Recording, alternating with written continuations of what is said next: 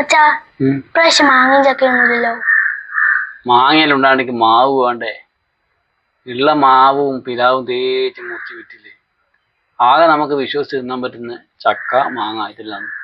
അതൊന്നും ഇപ്രാവശ്യം കേടിയില്ല. ഉള്ള മാവിലോ മാങ്ങ ഉണ്ടായിട്ടില്ല. ഒരു മരം മുറിച്ചാൽ 2 മരം നടണമെന്നാണ്. അതാരും ചെയ്യുന്നില്ല. അതുകൊണ്ടാണ് ഈ ചൂട് കൂടുന്ന മരമില്ലാത്തത്. പണ്ടത്തെ കാലത്തല്ലോ ഇവിടെയെല്ലാം മരമില്ലേനോ?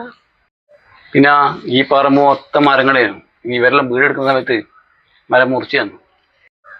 ഈ മരമില്ലാത്തതാണ് ചൂട് കൂടാൻ കാരണം.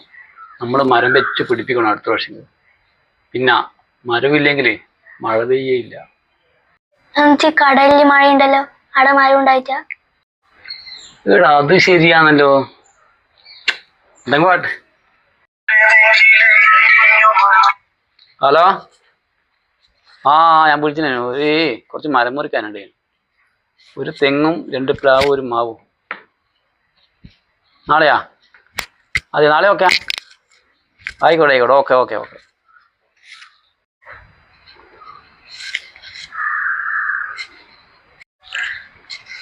അച്ഛാ, അച്ഛനല്ലേ അല്പം മുമ്പ് പ്രസംഗിച്ചത് മരമൊരു വരമാണ്, അത് മുറിക്കരുത്?